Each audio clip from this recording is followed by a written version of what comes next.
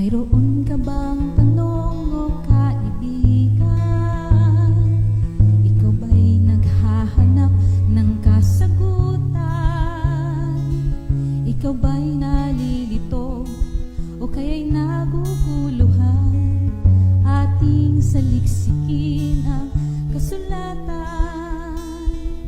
May bumabagabag pa sa iyong isipan, mga bagay na di lubos maunawaan.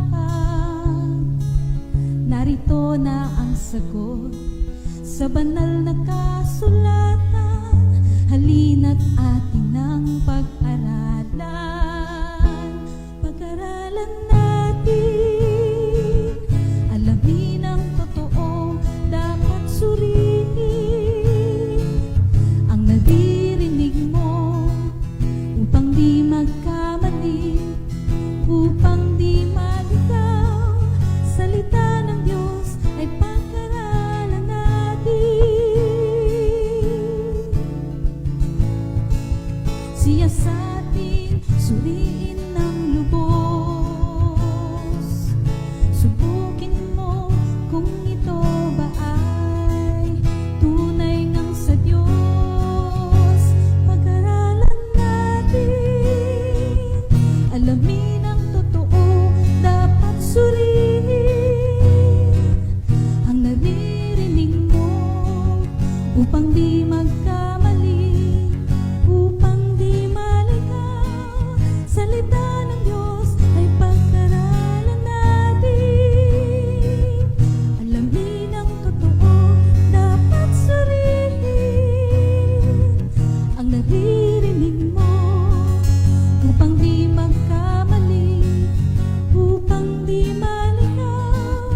Salita ng Diyos ay pag-aralan natin upang di magkamali, upang di maligaw. Salita ng Diyos ay pag-aralan natin. Salita ng Diyos ay pag-aralan natin. Pag-aralan natin.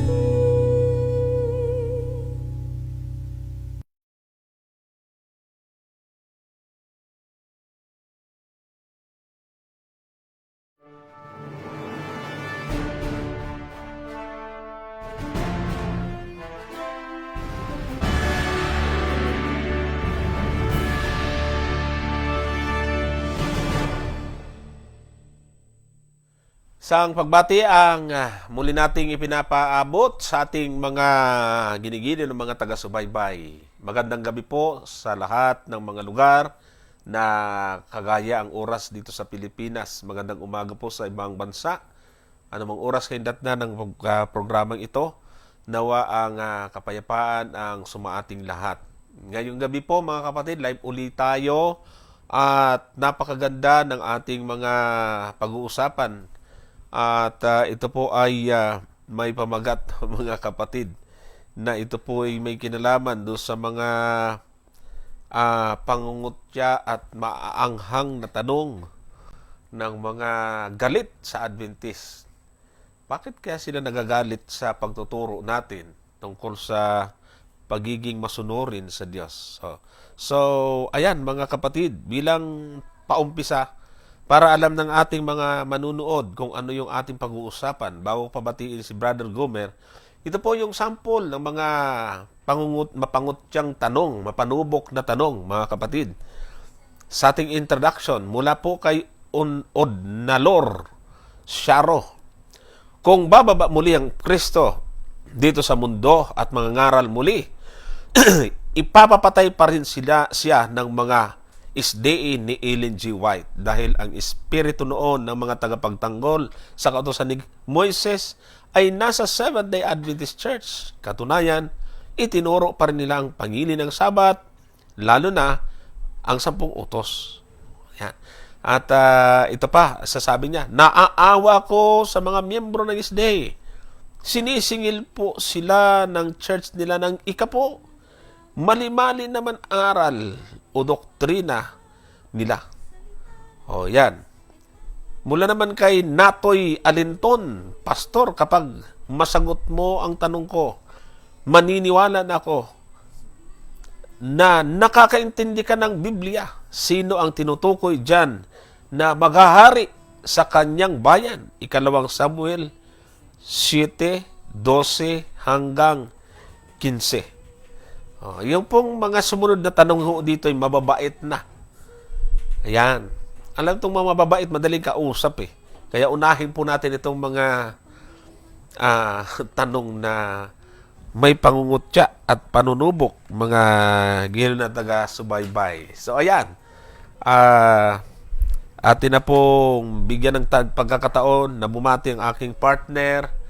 Wala po sila sa studio nila. Naroon po sila sa ibang lugar. Sige, tingnan ho natin ang kanyang kinaroroonan. Mula po dyan sa... Saan ba yan, Brother Gomer? General Trias, Brother Johnson. Okay. Sige, bati ka. Ayan, magandang gabi po sa ating mga kapatid at sa ating po mga mahal na taga-subaybay. So tayo po ay, bagamat magkakalayo, ay talagang tayo po ngayon ay mag-aaral pa rin ng mga salita ng ating Panginoon. Samahan nyo kami ni Brother Johnson sa ating pong gagawing pag-aaral ngayong gabi. Maraming salamat, Brother Johnson.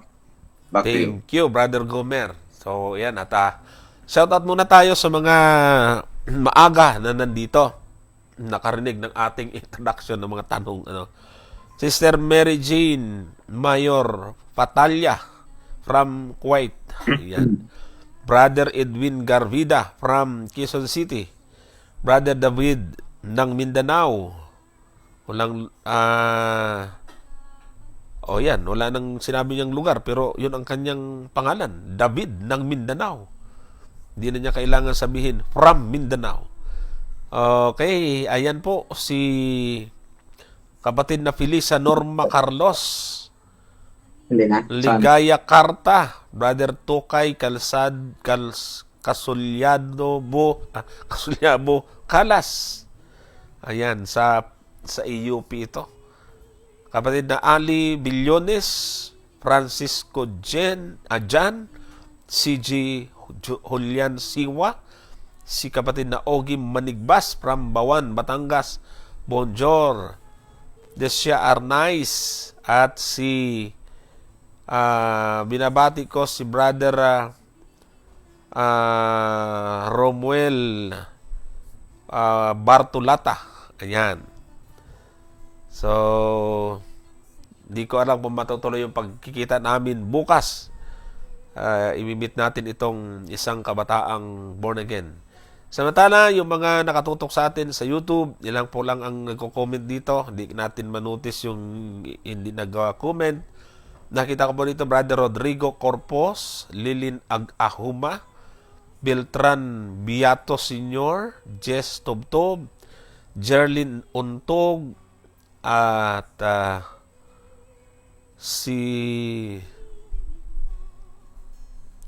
ayan, sabi pa rin ni Jerlin Untog, Brother Johnson, Brother Gomer, kaya na pa ako nakaabang sa TV at sa CP ko. Excited po para sa hanging question kahapon sa Diparo. Hindi ko nga makita yung mga question doon na hindi nasagot eh. Di bale, mas matindi itong mga tanong na unahin natin ngayon. Evelyn Bautista. Ayan. Brother Luis Junida. Ayan. Brother Ed Siriso at ng San Miguel Tagig. At Brother kapatid na Mercila Lunar. Brother Mark Binjo Tenorio. Ayan po. Si Sister Allen Delts, binabati ho natin. Of course, binabati ko po si at Tita Mila Minimo at Namisim Ibura. Thank you po. Binabati natin Brother Alex at Sister Maria Destacaminto, Brother Arlen Samira and family, Brother John at Sister Mercy, at yung Tamayo family, Brother Dexter. Of course, yung Marquis Bay Corporation. Salamat po sa inyo. At yung kaibigan natin, mga kapatid po natin, sila Brother Sam Nazareth at saka si Brother Bongski Ikban. Si Ate Ros at Kuya Nani, binabati rin ho natin. At binabati ko rin po si Brother Maki Caruro, mga kapatid na nakasama natin kahapon dyan sa Dipara. Of course, yung ah, ating kapatid at ika nga ay malapit na kaibigan, Brother Gomer, si Engineer at Ma'am Archita. Yan. Oh, walang sound. Walang sound. Ludi. Oh, yan. Tama. Okay. At simulan na ho tayo kasi malamang uuwi pa ito sila Brother Gomer from Gen 3. Uuwi pa kayo, di ba? Oo, uwi pa pagkatapos ng live natin, Brother Johnson. Oh, yan. Kaya kailangan natin bilisan. Pasensya na po mga kapatid. Tuloy pa rin ho yung ubo. Hindi basta-basta man. Yung sipon, andyan pa rin po. Kaya pagka narinig ho ninyo, pasinga-singa ho tayo, ay alam nyo na po mga kapatid.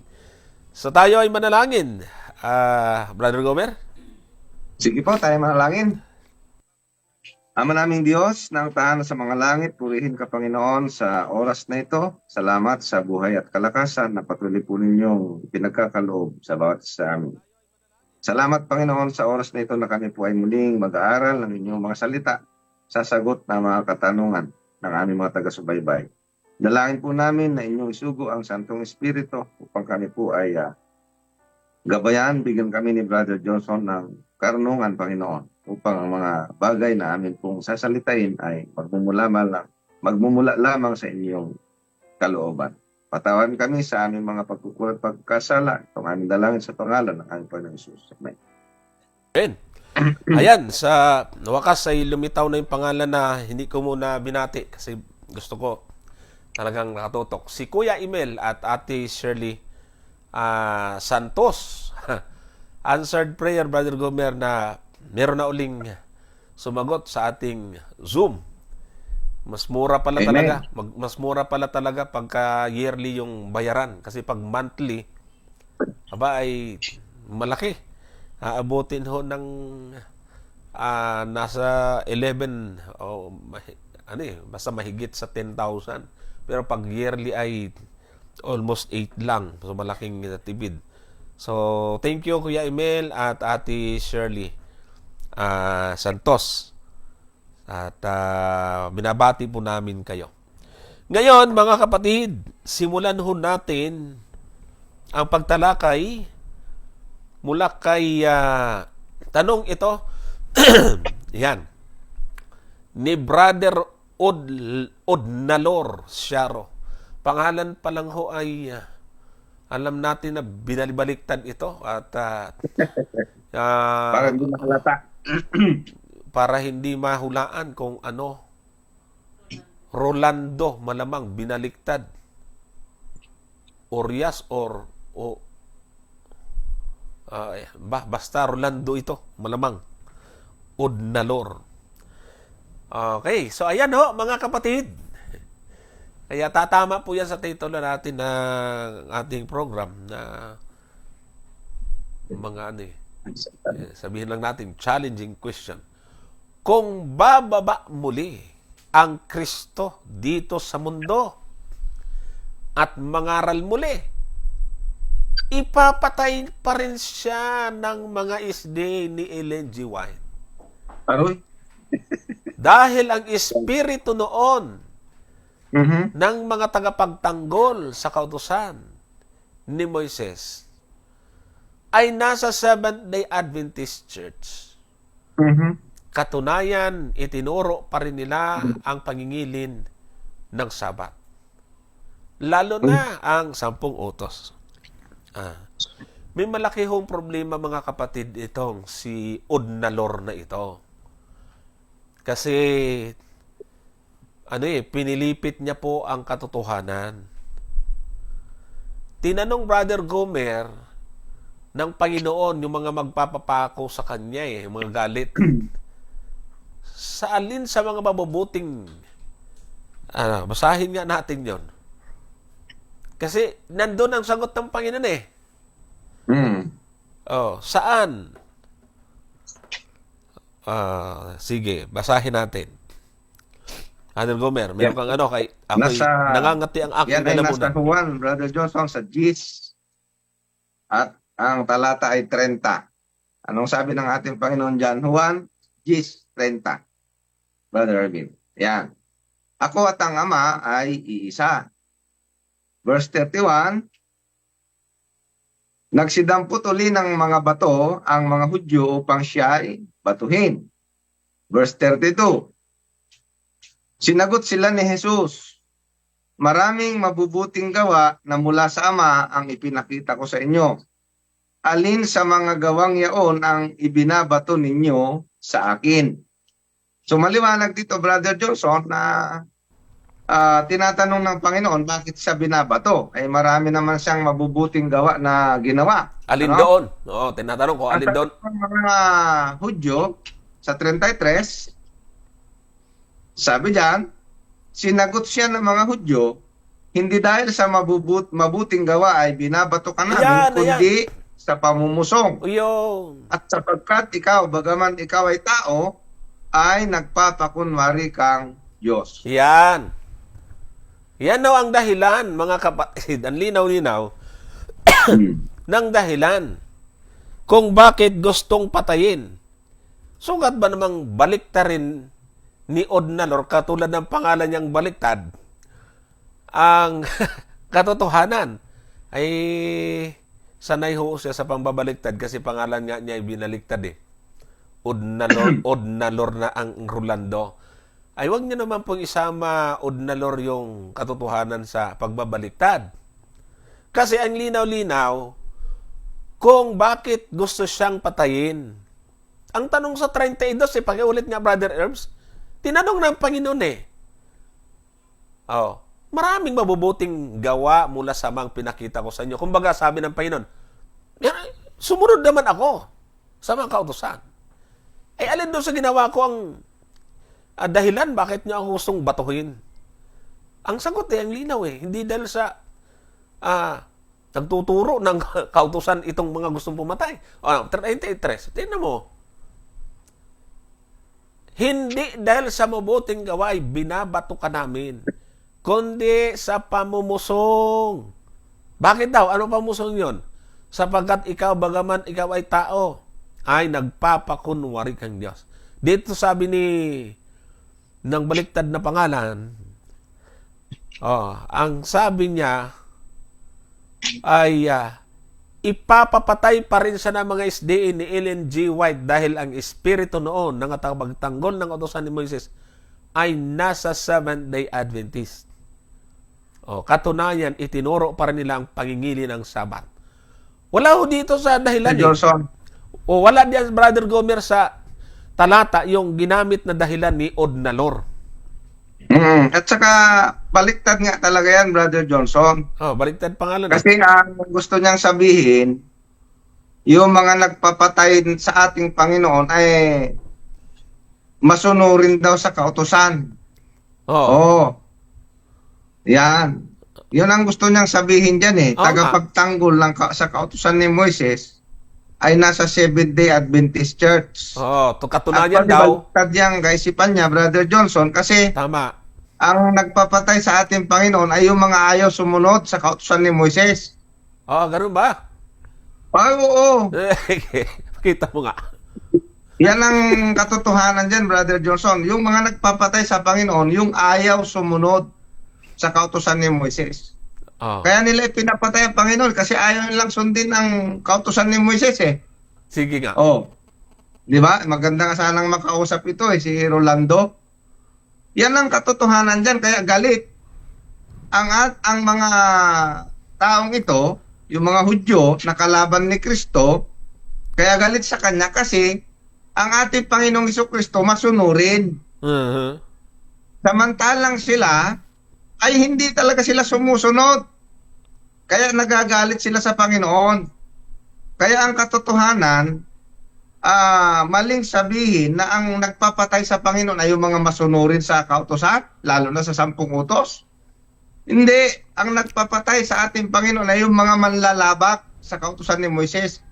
Kasama na yung manlalabag sa 10 utos, Brother Johnson. Okay? So patunayan natin yan, ano? Sige. Ito ang sabi ng ating Panginoon sa Juan sa 7. Tingnan po ninyo. tingnan natin nga kung totoo na ang nagpapatay sa Panginoon ay yung sumusunod o yung lumalabag sa utos. O ang sabi rito ng ating Panginoon sa Juan 7, ang talata ay 19. O, ang sabi diyan, hindi baga ibinigay sa inyo ni Moises ang kautusan? O, ano sabi ng Panginoon? At gayon may wala sa inyong gumaganap ng kautusan. Kita mo? Yung mga kalaban ni Kristo, Brother Johnson, manlalabag sa kautusan. Isa na dito itong nagtatanong. Kaya, ang katotohanan, sila ang papatay sa Panginoon pag dumating siya. Hindi yung mga Seventh-day Adventist. Kasi nga, ang Seventh-day Adventist naghihintay sa pagdating ng Panginoon Brother Johnson Samantalang itong mga kalaban niya, tingnan po ninyo, gayon may wala sa inyong gumaganap ng kautusan. O kita mo, di baliktad talaga. Di ba, Brother Johnson, ano? Tapos sabi ng Panginoon, bakit ninyo pinagsisikapang ako'y patayin? O kita mo, sinong gusto pumatay sa kanya? Yung bang gumaganap ng kautusan o yung hindi gumaganap?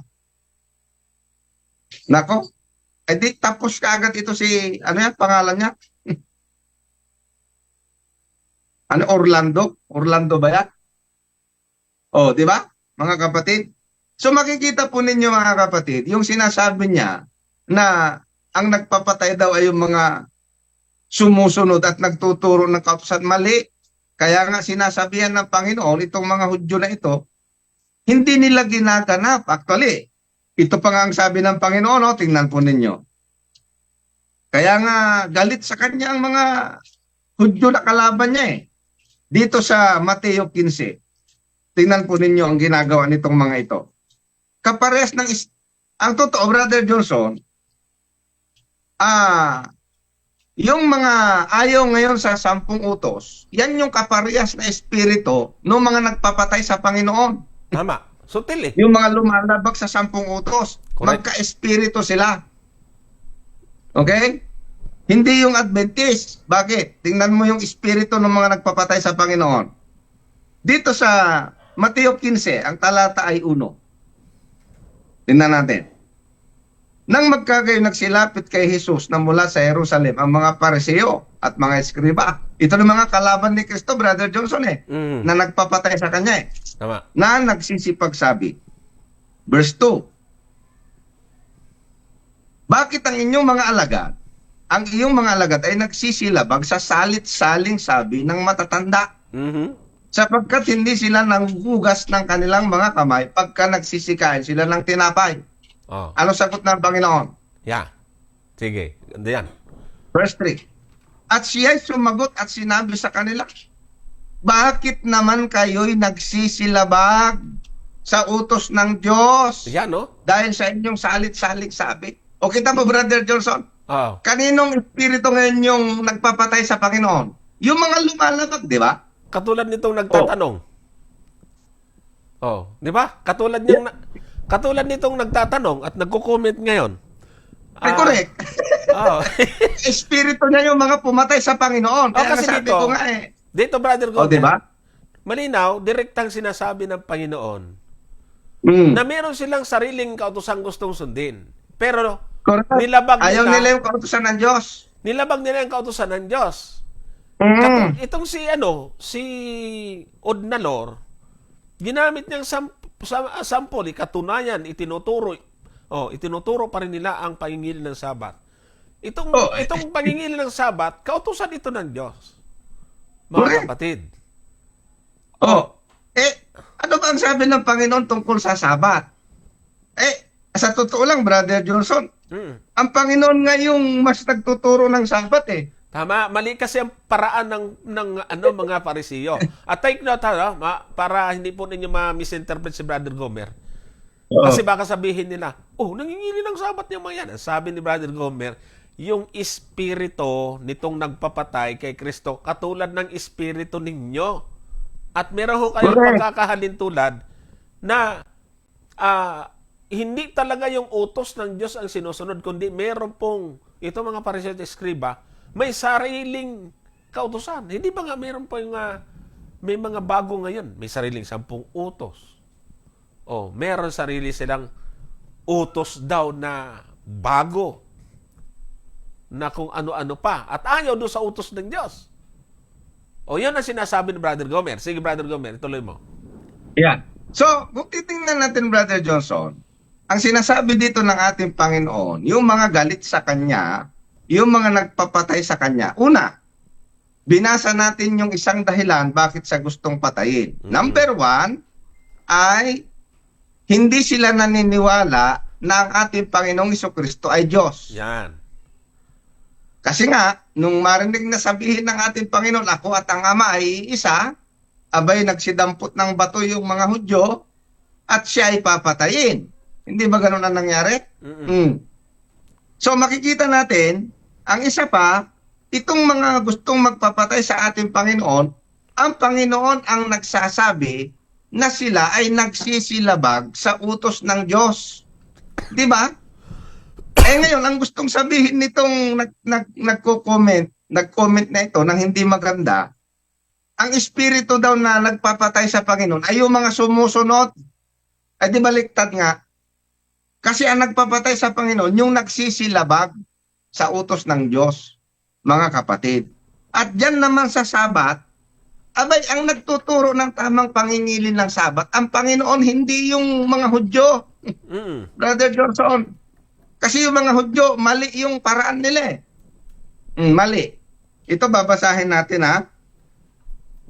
Ang sabi dito sa Marcos 3. Tingnan natin tong Marcos 3. Marcos 3, umpisa natin sa 1.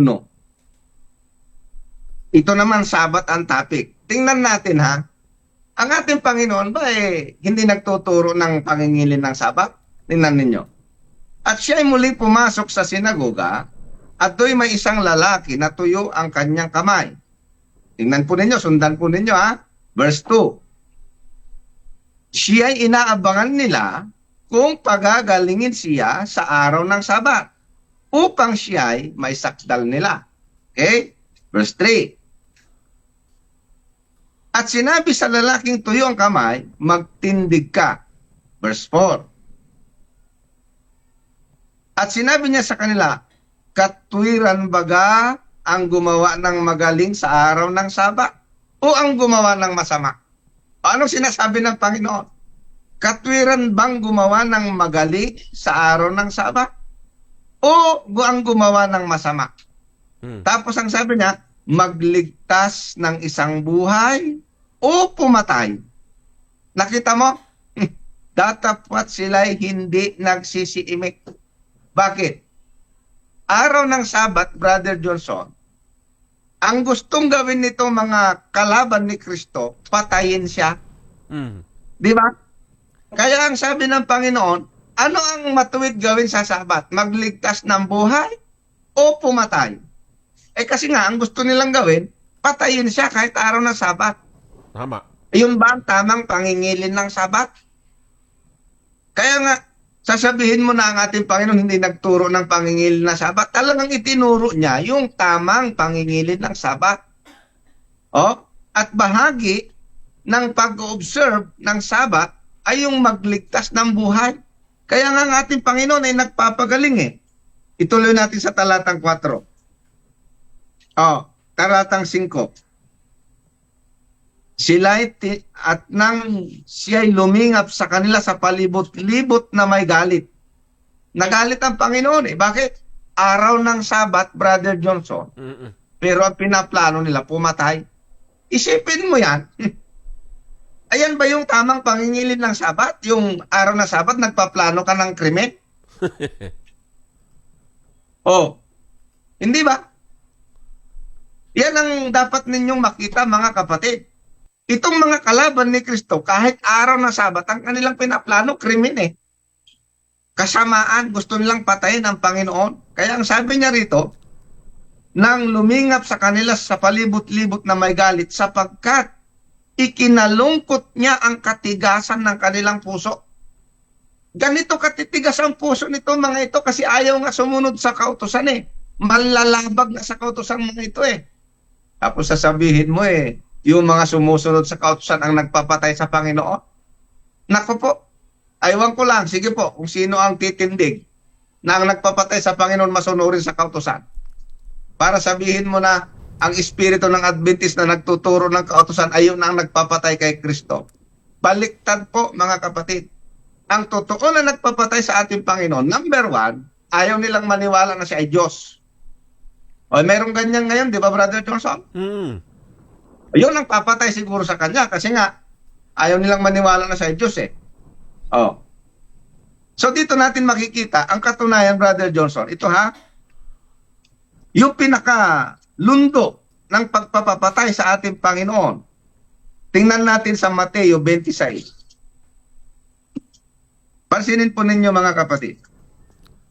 Ang sabi dito, sa Mateo 26, ang talata ay, umpisahan natin doon sa 62. Dito sa pagkakataon nito, Brother Johnson, naghahanap yung punong pari ng testigo para ang ating Panginoon ay maipapatay. Okay? So medyo mahaba lang kung babasahin pa natin mula 57. Pero yun ang kwento po dyan. Ibig sabihin, naghahanap sila ng witness. O basahin natin ang 62. At nagtindig ang dakilang saserdote at sinabi sa kanya, wala kang isinasagot na anuman. Ano itong sinasaksihan ng mga ito laban sa iyo? Sabi niya, kasi nasa paglilitis siya eh. Verse 63. Ngunit hindi umiimik si Jesus at sinabi ng dakilang saserdote sa kanya, kita'y pinapanumpa alang-alang sa Diyos na buhay, na sabihin mo sa amin kung ikaw nga ang Kristo, ang anak ng Diyos. So nakita po ninyo mga kapatid, dito Brother Johnson, kumbaga sa korte, ay ano ba yung ginagawa pag nagtitikot yung witness, no? Paanohin yung kamay sa Bible at sasabihin, I will tell the truth and nothing but the truth. Ano? Parang ganito yung nangyari dito. Ang sabi ng punong pari kita'y pinapanumpa alang-alang sa Diyos na buhay, sabihin mo sa amin kung ikaw nga ang Kristo o ang anak niyan Diyos. Ano sagot ng Panginoon? 64. At sinabi sa kanya ni Jesus, ikaw ang nagsabi. Gayunmay, sinasabi ko sa inyo, buhat ngayon ay inyong makikita ang anak ng tao na nakaupo sa kanan ng kapangyarihan at pumaparitong nasa mga alapaap ng langit. Ito po yung isinagot ng ating Panginoon, Brother Johnson. Sa talatang 75, ano sabi nun? Nang magkagayoy, hinapak ng dakilang saserdote ang kanyang mga damit na sinasabi. Nagsalita siya ng kapusungan. Kita mo? Anong ibig sabihin ng kapusungan?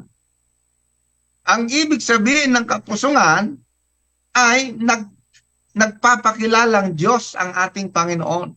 Kaya tinatawag nila ito ngayon na kapusungan ay sapagkat hindi nga sila naniniwala na si Kristo ay Diyos.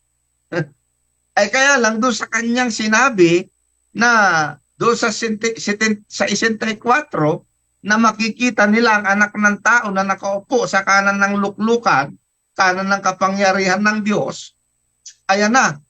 At pumaparitong na sa mga alapaap, ang sabi ng pare, nagsalita siya ng kapusungan sa 65. At ang sabi doon, nagsalita siya ng kapusungan, ano pa ang kailangan natin ng mga saksi? Narito, ngayon narinig ninyo ang kapusungan. Verse 66. Ano ang akala ninyo? Nagsisagot sila at kanilang sinabi, karapat dapat siya sa kamatayan. So yan po yung naging dahilan ng hatol ng kamatayan ng Panginoon, yung pagbibintang nitong mga kalaban niya, kasama yung mga punong pari, mga eskriba at parisiyo, na ang ating Panginoon ay namumusong. Ang ibig sabihin, nagpapakilala siyang Diyos, hindi naman sa Diyos, Brother Johnson. No? Ayan yung dapat ninyong makita.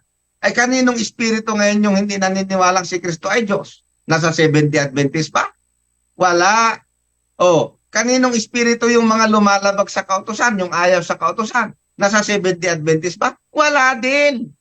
Kasi ang Seventh-day Adventist, naniniwala na si Kristo ay Diyos at naniniwala tayo na ang 10 utos ay itinuturo ng ating Panginoon, Brother Johnson. Ayan. So, isingit lang ho natin ito, no? Itutuloy po natin ang pagsagot dito. Singat lang po natin tong comment ni Natoy para ma-correct din natin. May tanong din siya sa dito na tatalakayin natin mamaya. Sabi niya, hindi po Parisiyo at Eskriba ang nagpapatay kay Kristo, kundi mga Hudyo po. Isinigit lang ho natin ito. Kapatid na Natoy, pag-aralan mo yung Parisiyo at Eskriba, mga Hudyo yan. Hindi ho Pilipino. Hindi ho Pilipino yan. Hindi po Seventh Adventist yan.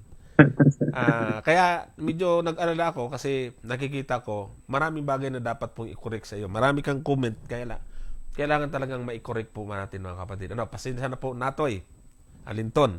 Mamaya puntahan natin yung tanong. Balikan natin muna ito mga kapatid. Sige, Brother Gomez. Brother Johnson. Gusto ko lang munang diyan sa sinasabi ni Natoy. Ito nga ako eh. Ang sabi niya, hindi po Parisiyo at Eskriba ang nagpapatay kay Kristo. Ano ba yung mga Hudyo? Ano ba yung mga Eskriba at Parisiyo? Hindi ba sila mga Hudyo? Ay kung pag-aaralan nyo po, kasama po lahat yan sila.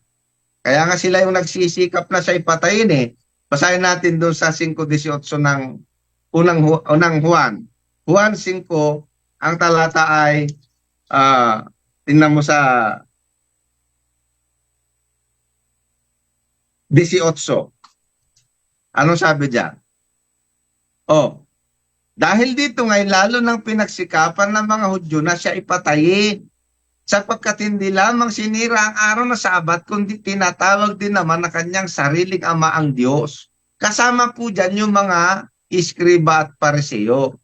Kasi nga ang mga Eskriba at Parisiyo, kapatid, mga Hudyo po yan. No? Yan ang dapat mong maintindihan. Brother Johnson. Sige. Bago pa mag-comment siya ng kung ano-ano na siyempre nakakahiya pag comment ka ng comment tapos mali pala ay inalapan na po natin kapatid na Natoy. Anyways, okay lang yan. Sige, entertain din natin mamaya yung kanyang tanong. So balik dito sa binabanggit ni Odnalor, nalinaw ho natin mga kapatid na napakalabo na kanyang sinasabi. Ang totoo niyan, makatuligsa lang po siya.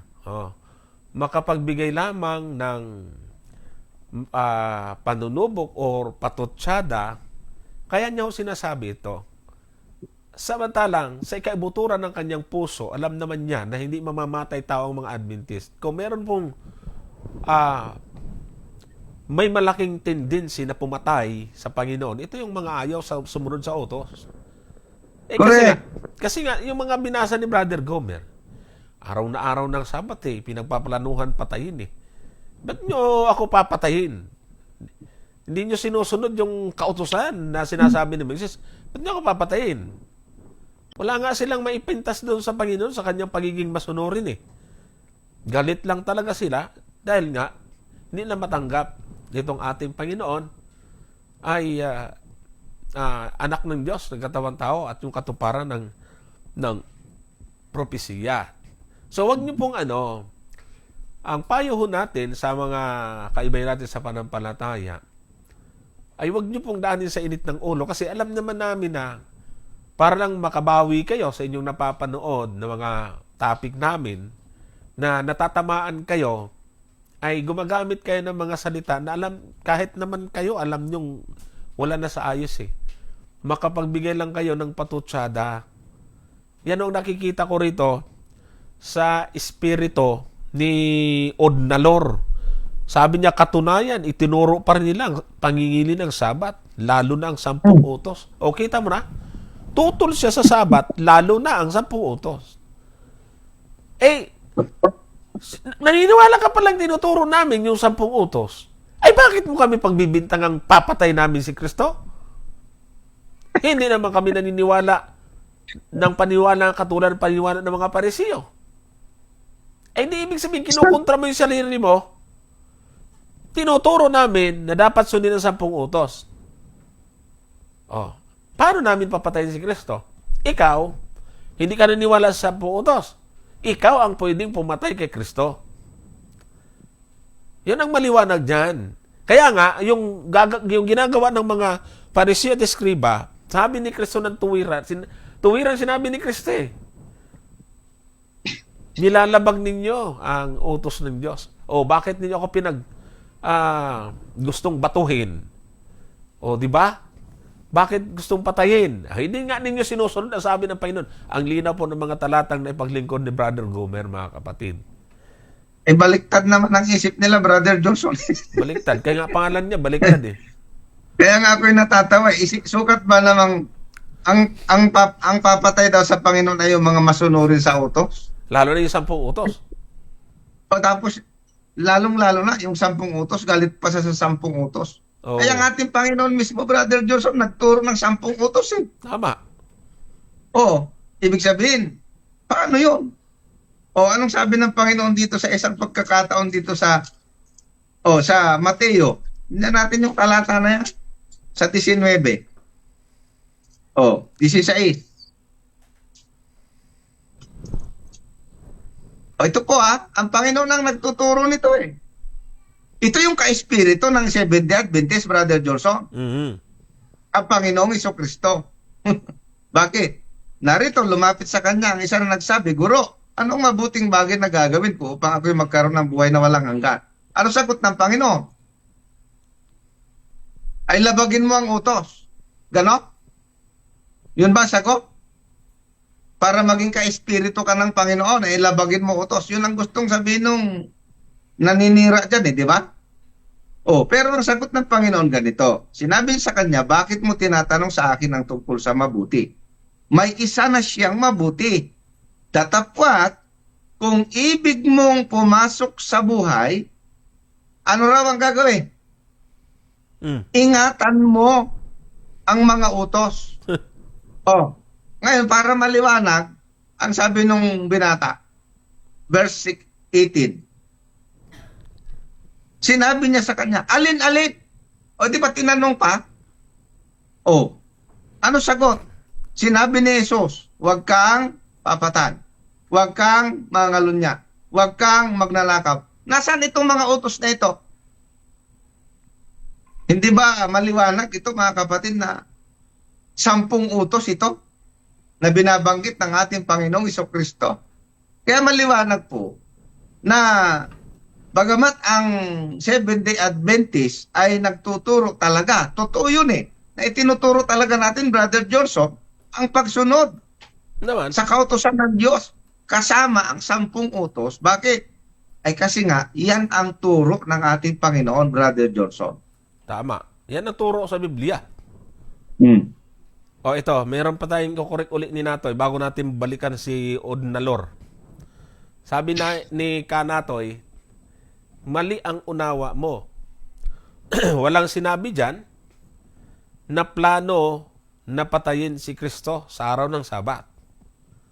Nagtanong lang po si Kristo, ano ba ang tama? Ang bumuhay or ang papatay? Mali ka po ng paliwanag sa talata. Sige.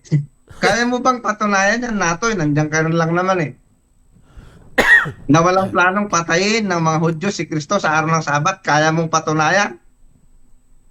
Ayoko, sa kanya. Ayan ang problema. No, kaya nga kayo po, bago kayo mag-comment, mag-aral muna kayo. Kasi katulad niyan, mali ang unawa mo. Parang siguradong sigurado ka. Paano mo nasabing mali ang unawa ko? Tapos sabi mo, walang sinabi dyan na plano na patayin. Ay paano kung mayroon akong mabasa na araw ng Sabat, talagang plano nilang patayin? Ay, di mag-iiba na naman ang tanong yan. Siyempre. Nako, Natoy, Naano na Alinton. natin sa pagkahudyo kanina at saka parisiyo nga na correct iba naman yung kanyang pinansin. Sasabihin mo walang plano? Ay kung meron na mabasa, araw na Sabat talagang plano nilang patayin. Kaya nga yan ang sinasabi ng Panginoon. Bakit? O to, ibibigay ko na sa iyo yung talata. Kasi sigurado ko hindi mo alam eh. Dahil kung alam mo sana, hindi ka magko-comment ng ganyan. Di ba? Oh. Kaya nagtanong ng ganyan ng Panginoon kasi nga, ang mga Hudyo kahit araw ng Sabat, wala silang gustong gawin kundi patayin siya. Tingnan mo, balikan natin yung Marcos. Oh. Sabihin mo pang wala. Ay nandun na nga mismo sa binasang talata, hindi mo lang inunawa. Balikan niya natin yung Marcos, Brother Jorson, doon sa 3. O, anong araw yan? 3:1, Marcos 3:1. Anong araw? Sinagoga, sabi niya, at sila'y muling pumasok sa sinagoga at doon may isang lalaki na tuyo ang kanyang kamay. Verse 2. Pansinin mo ha.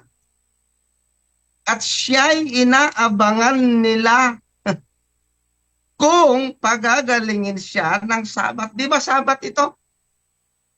Ano ang plano nila? Nag-aabang sila, Brother Jorson, di ba? Tapos, anong purpose? Upang siya'y maisakdal. Nakita mo? Tapos sabi mo walang plano. Eh, yun lang ang plano nila eh. Para maisakdal siya at maipapatay. Hindi mo nakita yon? Oh, ang liwan-liwanag ng sinabi sa 2. Inaabangan siya kung magpapagaling siya para ano? Para maisakdal siya. Ay di pag naisakdal siya, di papatayin nga siya. Tama. Kaya sinabi ng Panginoon, kung itutuloy mo, alin ang mas mabuting gawin? Magligtas o pumuksa? Eh kasi nga yun ang pinaplano nila. Nakita mo na? O kaya Para sabihin mo, wala doon sa talata. Anong wala sa talata? Hindi mo inunawa. At sa tuwing papatay ng Panginoon, halos Sabat yan. O babasa pa akong isa. 4:16 ng Lucas. Oh, yan. Tingnan mo ha. Sabat din yan. Gustong ibitin ng patiwarik eh. Eh kaya sabi ko nga, Brother Joson, lahat ng araw ng plano lang pagpatay sa Panginoon, Sabat eh. Halos dito eh. Doon O 4:16. At siya'y napanasa Nazaret na kanyang nilakan at ayon sa kanyang kaugalian, siya'y pumasok sa sinagoga araw ng Sabat. Sabat yan ha. O basahin mo na lang, Natoy. May Biblia ka naman siguro. Umpisahan mo dyan sa 16. Kung anong nangyari dyan, binasa ng ating Panginoon yung Isayas at sabi niya, ang mga salitang ito'y natupad sa inyong pakinig. Ngayon, pagdating sa 28, tingnan mo ang nangyari. Yeah. Mahaba lang kasi kung babasahin ko pa sa'yo. Basahin mo na lang. Nangapuspos ng galit ang lahat ng nanga sa sinagoga Oo. sa pagkarinig nila ng mga bagay na ito. 29. Nasa sinagoga yan ha. Sabat yan eh. At sila'y nagsitindig at pinagtabuyan sa labas ng bayan at dinala siya sa hanggang sa ibabaw ng taluktok ng gulod na kinatatayo ng kailang bayan upang siya'y maibulid nila ng patiwari. Naku po. Paano yan ngayon, Natoy? Di, ano yan? Ano lang, iling-iling na lang. At, Tapos ang lakas ng loob mo, maliunawa mo. Naku po. naku. Ay dito po mga kapatid, hindi naman sa tayo ay nagmamataas, Brother Jorson. Pinipilit natin na yung mga impormasyon na makukuha ng ating mga taga-subaybay. Kahit pa paano, may batayan po tayo. Oo naman. Kaya bago po kayo magko-comment ng mga ganyan, siguraduhin yung nag-aral kayo. Tama. Di ho ba? Nakakahiya eh. Sabihin mo, walang plano. Ayan nga puro Sabat nga yan Oo nga. Hindi naman linggo. Kaya wala kasing pagpapulo ng linggo yun nung araw na yun eh. Ay, punta natin yung pinakita mo, Brother Herb, itong Katoliko na ito. Yung isa kanina. Yung isa kanina. Ito. The Book of Revelation. Basahin ko muna ito, mga kapatid. Bro, Johnson, good eve po. Gusto ko po sanang magpa-convert sa SDA. Galing po ako sa Catholic. Ayan, natuloy. at ako po'y naliwanagan. Kaso lang po ay di po ako pinayagan ng lagi po akong mag-off ng every Saturday. Ano po dapat kong asa naman? Siguro ano po ang dapat kong gawin yan? Ayan, ano po ang dapat kong gawin? Ayun doon sa bandang nadubli kasi. Nandun sa bandang ibaba. Hindi lang ikaw, kapatid, ang may ganyang experience. Talagang sa umpisa. Pero pagka pinili ho natin ang Panginoon, makikita mo, ipagkakaloob ng Panginoon sa inyo na malibre ka ng araw ng Sabado. No? Kung hindi ka papayagan, ipaliwanag mo lang mabuti kung ano mo yung work mo, papalitan ng Panginoon ng mas magandang work niyan. At yan po ang isang bagay na ginagarantiya namin sa inyo sapagkat napakarami mga Seventh Adventist ang dumaan sa ganyan at ngayon ay masaya sila na sila po ay binigyan ng ng free na day off ng Saturday. So ang gawin mo, makipag-ugnayan ka sa amin, kapatid, chat mo kami, andyan yung number, tawagan nyo kami, i-text nyo ako. Mag-usap tayo kung nasaan ka man naroon. Kung ano magagawa namin sa company o sa pinagtatrabahuan mo para ikaw ay mabigyan ng free ng araw ng Saturday. Pag-pray natin. Tama yan, Brother Johnson, kasi nga may mga batas naman na tayo ngayon na umiiral para ngay magawa natin yung ating basic rights kasi yan, kapatid. So baka naman pwede nating mapakiusapan yung inyong company. So at ipanalangin din po natin. At sigurado naman tayo, Brother Johnson, na ang Panginoon ay hindi magpapabaya sa bagay na yan, Brother Johnson. Tama yan, Brother Gomer. At hindi natin pababayaan itong kapatid na ito. Yan. Basta makipag-ugnayan ka lang sa amin, no? Sige, puntahan muna natin yung isa. Yung isa pa niyan na... Ha? Hindi, yung isa pa, yung... Yan. Ha?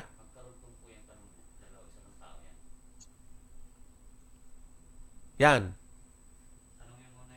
Ha? Oo nga, pero itong gusto kong unahin eh. Kasi sabi niya dyan, paano naman kung, yan, si Catholic Apologist. Brother Catholic Apologist, pwede kang tumawag. Kagabi ka, nabanggit kahapon. Pwede kang pumasok sa Zoom kung gusto mo. Tumawag ka. Ayan, sabi dito, paano naman kung nagsamba kayo sa Sabado? Kung tatag lang naman kayo ng tao. Siguro, kailangan mong patunayan na tatag nga kami ng tao at kayo ay tatag ng Diyos. Kasi, ginajudge mo na kami. Hatol na kaagad yan. Paano naman kayo nakakasigaw ro? Bigyan ko kayo ng halimbawa, kapatid, na Catholic Apologist ng sample ng tatag ng tao. Yan na rin yung sinabi mo. Ang katunayan na hindi kami tatag ng tao kasi ang pagsamba namin ay Sabado. Kung ikaw ay Linggo, yan ang tatag ng tao. Kasi wala hong utos ang Diyos na sa araw na yan, dyan ka mangilin at yan ang ilaan mo sa Panginoon. Wala hong ganun eh. Kaya ang ginawa niyong Katoliko, gumawa kayo ng sarili niyong 10 utos sa harap ng inyong simbahan, inilagay niyo, mangilin ka tuwing Linggo at pistang pangilin. Yan ho ang tatag ng tao. Basa po tayo mga kapatid sa Marcos 2:27. Sa inyong sariling Biblia Sabado ang nakasulat dyan mga kapatid. Tingnan, Marcos 2:27. At sinabi niya sa kanila, ginawa ang Sabat ng dahil sa tao at di ang tao ng dahil sa Sabat. Ang linaw, hindi ho kami tatag ng tao kasi ang sinusunod namin, Sabat. Ngayon yung sinasabi nyo, tatag kami ng tao Dahil siguro, alam naman natin na may taong nangasiwa para maiparehistro ito, ganito, ganyan. Ewan ko sa inyo kung ang paniniwala nyo, bumaba si Kristo, pumunta sa Security and Exchange Commission, nilakad yung mga papilis, o kaya may anghel na naglakad ng requirements para maging legal kayo. Ganun ba yung paniniwala? wala naman akong nabalitaan, Brother Gomer, na bumawa si Kristo, pinarehistro niya yung Katoliko. Tama naman. Nagiging katawa-tawa kasi itong katuwiran itong mga ito. Kung makakomment na lang, hindi iniisip eh. Hindi ho pwede sa amin yan, kapatid. Sige, may kasabihin ka? Ewan ko lang naman itong nagtatanong na ito, Brother Johnson, kung hindi sila naniniwala na ang ating Panginoong Jesucristo ay tao. Kung sasabihin mo na kung tatag ng tao hindi totoo, abay, nung sabihin ng ating Panginoon yung 16-18, tao siya eh. Oh. Ang ating Panginoon, naniniwala ang Catholic na ang ating Panginoon ay may dual nature, di ba?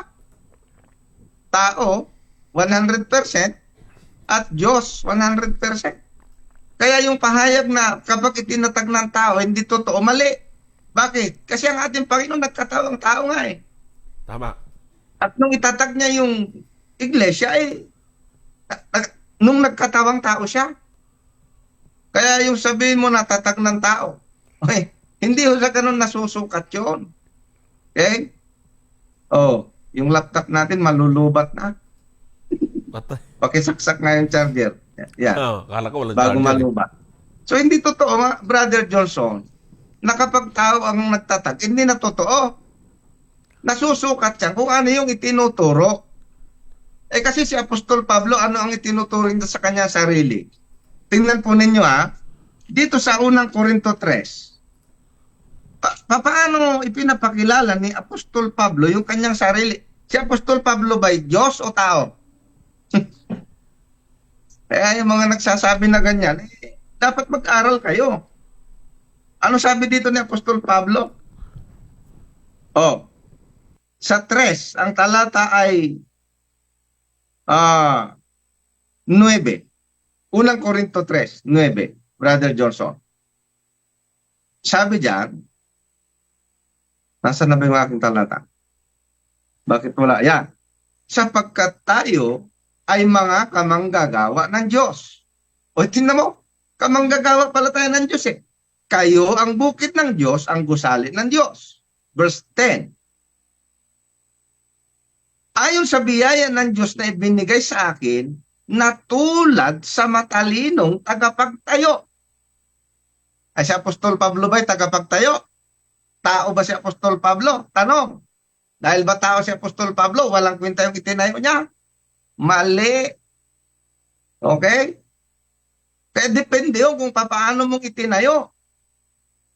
Ay kung nagtayo ka, sarili mong turo yung pinuha mo, ayun talaga. Ang pinagbasihan mo nun, tao, hindi Diyos. Pero, kahit nagtayo ka, yung aral lang dala-dala mo yung aral ng Diyos, tayo ng Diyos yun. Kasi galing sa Diyos yung aral. Yun ang dapat ninyong maintindihan. Kaya sabi ng Apostol Pablo, ayon sa biyaya ng Diyos, na ibinigay sa akin tulad na matalinong tagapagtayo, ay inilagay ko ang pinagsasaligan. Tingnan mo na. Si Apostol Pablo ito, tao ito. At iba ang nagtatayo sa ibabaw nito. Ngunit, ingatan ng bawat tao kung paano ang pagtatayo sa ibabaw nito. Pwede bang magtayo? Pwede. Kaya lang sabi doon, iingatan. Paano iingatan? Verse 11. Sapagkat sino man ay hindi makapaglalagay ng ibang pinagsasaligan, ito yung pagbabasihan natin. Kung ano yung aral na itinuturo, pero kung ang aral, mangilin ka kung linggo at pistang pangilin. Saan sa Biblia yan?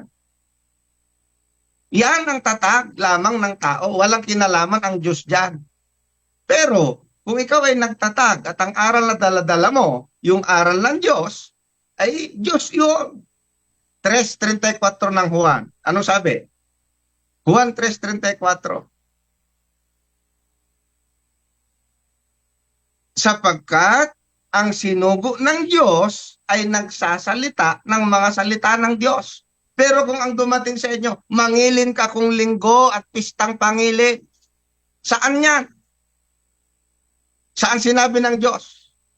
Wala, hindi salita ng Diyos. Kaya hindi sugo ng Diyos. Dahil ang sugo ng Diyos, ang kanyang sinasalita, salita ng Diyos. Ang salita ng Diyos, alalahanin mo ang araw ng Sabat upang ipangilin. Hindi linggo, Brother Johnson. Kaya sabi mo na, nako, baliktad na naman yan. No? Kaya hindi porke tatag ng tao, hindi na totoo. Mali. Kasi si Apostol Pablo, sabi niya nga, nagtayo siya eh. Kaya lang, iingatan paanong pagtatayo. Kailangan ang turo ay yung turo ng Diyos. Huwag yung magtuturo ka ng sarili mo. Oh, di ba? Marcos 7:7, ano sabi?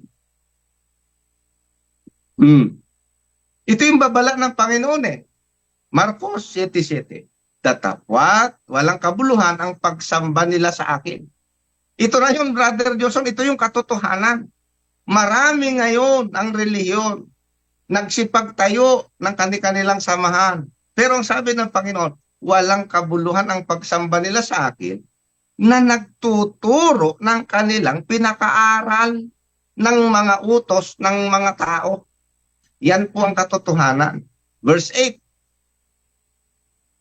8. Datapwat walang nilisan ninyo ang utos ng Diyos. O kita mo, ano ang utos ng Diyos? Alalahanin mo ang araw ng Sabat upang ipangilin. Ay may nagtatag ng reliyon. Ang kanyang utos, mangilin ka kung linggo, pistang pangilin. Paano yan ngayon? Di ho ba? Yan ang maliwanag na wala sa Biblia. Okay? So, Okay. balik muna tayo, Brother Johnson. Maraming salamat. Sige, next tayo. Meron ditong pampaganang tanong si Larry Bigtas. Ito, Brother Gomer, alam ko gagan. Magigigil ka na naman dito. Ang ganda eh. Ayan. Sabi rito ni Brother Larry Bigtas, Brother Gomer, tingnan mo dyan sa screen mo kung makikita mo. Sabi niya, kahit anong paliwanag nyo, Gomer at Amikan, hindi nyo mapatunayan na kay Kristo yung SDA ni Ellen G. White. Tatag lang kayo ng tao noong 1863 sa Amerika. Kinumpitin siya pa ni Ellen G. White hindi pa tapos yun eh. Ayan, kinumpitin siya pa ni Ellen G. White si Kristo na nagtayo ng iglesia noong 33 AD pa. Tika lang ha. Tika lang, doon muna tayo. Hindi ko nakikita yung tanong na yan. Tika lang ha. Ayan. Hindi ba naka-plus yan sa ano na? Naka-plus. Ayan, Ayan. sige. Kasi dito sa kanyang sinabi na ito, may karugtong patay. Hindi lang kasi natin alam kung anong samahan nito. Kasi malamang bumalik sa kanya ang sinasabi niya. Malamang bumalik sa kanya. Dahil hindi ako naniniwala na walang rehistro ito. At kung sino man ang nangasiwa sa kanya, ay sigurado akong mayroong date kung kailan niya nairehistro. Kung sabihin natin na sila yung Church of God 33 AD, sino ang nagparehistro niyan? Si Kristo ba? Rehistrado na ba yan? Yung pinili yung pangalan. Di ba?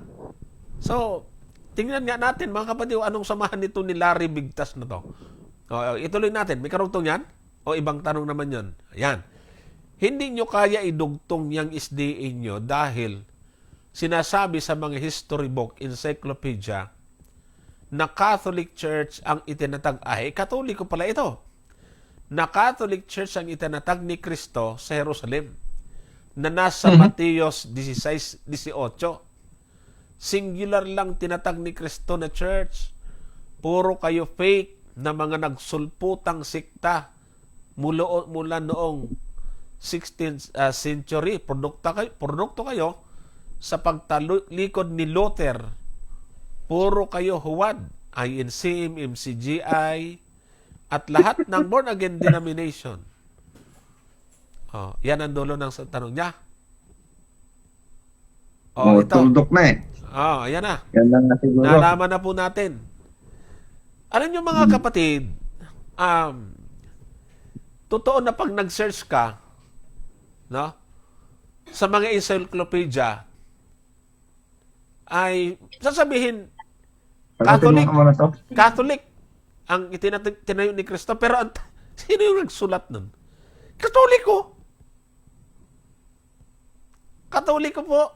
Mga kapatid, yung sinasabi niyang encyclopedia, pero hindi naman lahat ng encyclopedia ang nagsasabi na Katoliko yung itinatag ni Kristo. Hindi ho lahat. Mga kapatid. Kaya ito, na malinaw na po itong Catholic na ito, itong si Brother Bigtas. Si Brother Larry Bigtas. Siguro, Brother Gomer, pasadahan natin ito. Yung pong 1863 kasi, Brother Larry Bigtas, hindi ho katunayan yon na tayo nga ng tao ito. Pakita ko po sa inyo kung ano ang ginawa niyong Katoliko na malaking kasalanan at sa kanino kayo natupad. Huwag ko kayo sasama ang loob. Total, ikaw naman tong nagtanong ng maanghang. Sige, Brother Gomer, ikaw muna. Ipapakita ko ho rito yung ginawa ho nitong Catholic sa kasaysayan at kung papaano natin naiugnay ang paglitaw ng Seventh Adventist na bilang katuparan ng ito ang tunay na iglesia.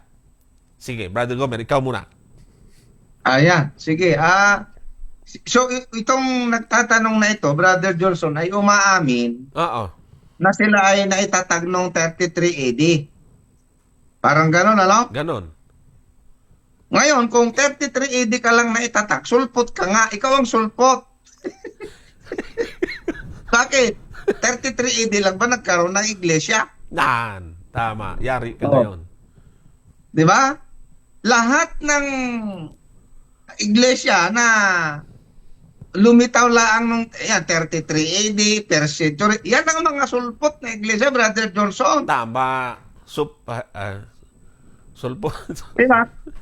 Kasi nga, kung babasahin niyo po yung Apokalipsis 12:17, tingnan natin ha. 12:17 ng Apokalipsis. Sabi diyan, nagalit ang dragon sa babae at umalis upang bumakas sa nalabi sa kanyang binhi na siyang nagsisitupad ng mga utos ng Diyos at may patutuo ni Jesus. So kung titingnan mong mabuti, yung tinutukoy dito ay nalabi. At ang katangian nito, nagsisitupad ng mga utos ng Diyos. Pwede ho ba? Kaya nga, ang ibig sabihin, ang katangian ng iglesia na totoo, nagsisitupad ng mga utos ng Diyos. Ay, sasabihin mo, ay ako'y tunay, tapos ang utos sa iyo ay mangilin ka kung linggo. Saan iniutos ng Diyos yan? Mangilin ka kung linggo at pistang pangilin. Yan ang sagutin mo. Iniutos ba ng Diyos mangilin ka kung linggo at pistang pangilin? Wala. Ay, ang katangian ng nalabi doon na iglesia, nagsisitupad ng mga utos ng Diyos. Ang katunayan, yung iglesia niyan, hindi nag-umpisa yan noong 33 AD. Tama. Pabasahin natin saan nag-umpisa yung iglesia. 7:38 ng gawa. Tingnan mo ha. Anong sabi niya sa 7:38 ng gawa? Ito yaong naroon sa iglesia sa ilang. Hindi 33 AD. Brother Johnson, kayo nag-aangkit 33 AD kami ang tunay. Naku, sulpot ka. Ikaw ang sulpot.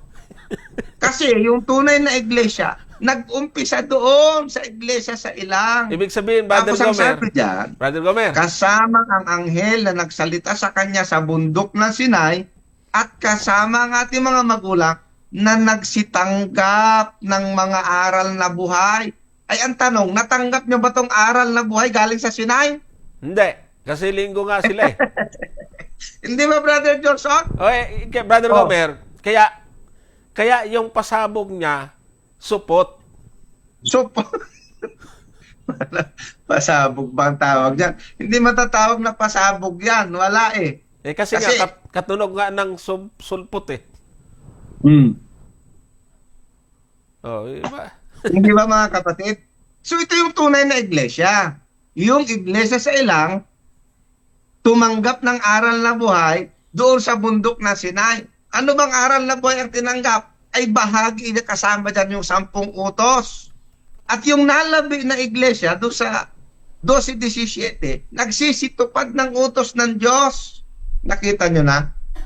Kaya nga, hindi mo maikukonekta yan doon sa iglesyang sinasabi mo. Bakit? Ay, yung utos nyo, puro utos ng tao, hindi man utos ng Diyos eh. Paano kayo naging konektado ron? Yun ang dapat mong maintindihan. Okay? Kaya wala. Ibig sabihin, yung tunay na iglesia, hindi dyan sa 33 AD nag-umpisa na sinasabi mo. Nag-umpisa yan doon sa Ilang. Sa iglesia sa Ilang. At yan ang bayan ng Israel. Brother Johnson. Tama. Okay. Kung naka-ready na yung iyong pasasabugin na ipasabugin mo na. Ito, ano lang natin, sasamahan natin ng lambing. Kasi kung ano tong mga ito eh. May mapakita lang ako sa inyo mga kapatid, ano. At papapansin po natin itong sinasabi po sa kasaysayan. Kung mapapansin po ninyo, puntahan nga muna natin itong Apokalipsis 12 at sige, simulan na natin sa 1 hanggang 6. Pansinin, ito lagi natin nababasa ito pero iba ko ang ating diin ngayon dahil po dito sa kay ano nga pangalan nun? Lagay mo nga lang, Larry Bigtas. Sabi po doon sa talatang 1 at ang isang dakilang tanda ay yung dating Biblia, no? Nakita sa langit isang babae na nararamta ng araw at ang buwan ay nasa ilalim ng kanyang mga paa at sa kanyang ulo ay may isang putong na 12 bituin. Verse 2. At siya'y nagdadalang tao at siya'y sumisigaw na nagdaramdam sa panganganak at hirap upang manganak. Yan, 3. At ang tanda ay nakita sa langit at narito isang malaking dragong mapula na may 7 ulo at 10 sungay at sa kanyang ulo'y may 7 diadema. 4. At kinaladkad ng kanyang buntot ang ikatlong bahagi ng mga bituin sa langit at ipinanghagi sa lupa at lumagay ang dragon sa harapan ng babaeng manganganak na upang lamunin ang kanyang anak pagkapanganak niya.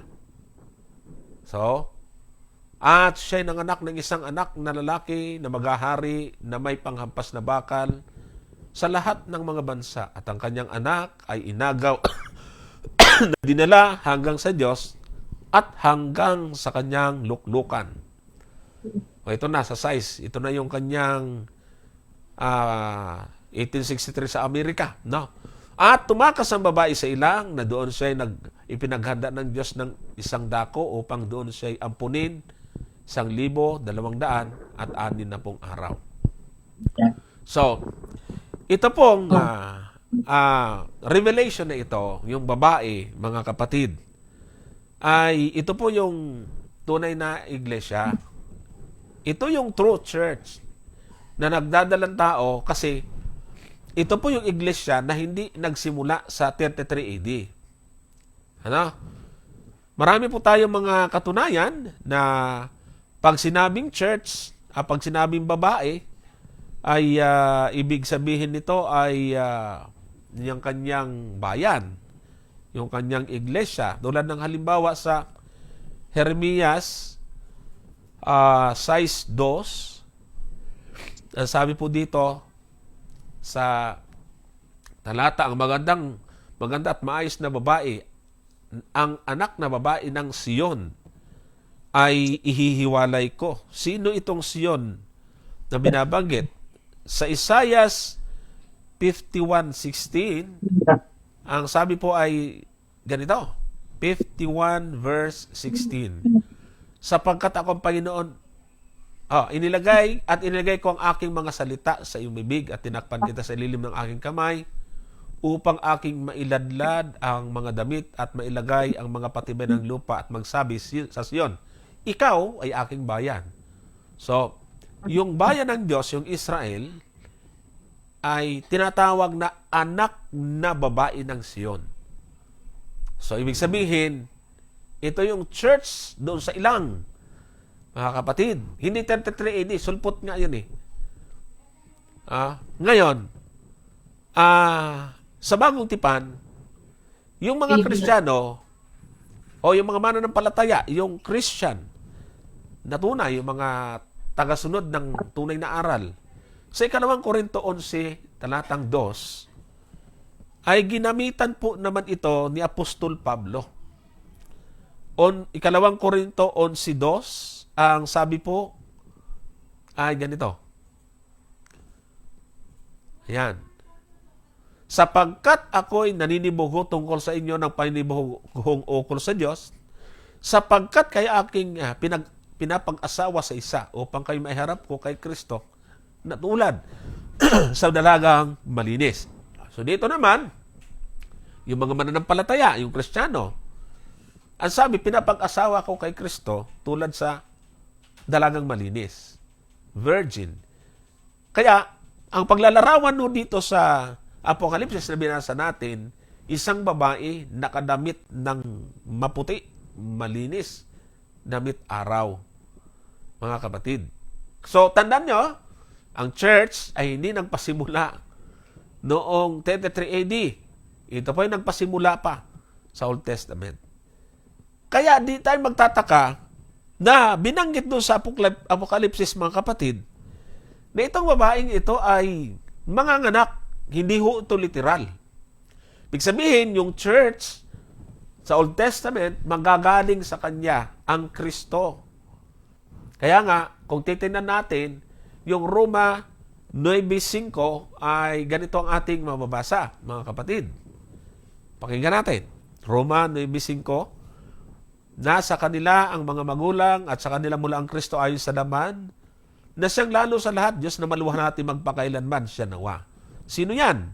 Itataas natin sa 4, yung pinanggalingan ng Kristo na yan, ang sabi, na pawang mga Israelita. Tinan nyo mga kapatid, maliwanag ito. Nasa kanila ang pagkukupkop, ang kaluwalhatian, at ang mga tipan, at ang pagbibigay ng kautusan, at ang paglilingkod sa Diyos, at ang mga kapangakuan. Makikita nyo rito, itong Israelita na to, na tinanggap na babae ng Siyon, bayan ng Diyos, sa panahon ng bagong tipan, mga Kristiyano, kaya magdadalang tao, kasi manggagaling nga sa Israel ang lahi ni Kristo, doon sa lahi ni Juda. So, itong babae na to, ay tumanggap ng pagkukupkup, kaluwalhatian, tipan, mga kautusan, mga pangako, at pati paglilingkod sa Diyos ay ibinigay sa kanila. Ngayon, nagdadalang tao siya. Pagdating nyo, balikan natin yung Kapitulo 12 ng Aklat ng Apokalipsis, at talatang 6, basahin muna natin bago yung 17. Talatang 6 muna. Tumakas ang babae sa ilang na doon sa pinaghanda ng Diyos ng isang dako upang doon siya ampunin ng 1,240 araw. Merong yugto ng panahon. Pag-usapan natin to sa madaling pagpapaliwanag ngayon, mga kapatid. So, merong panahon na siya ay ikinubli ng Diyos sa isang lugar.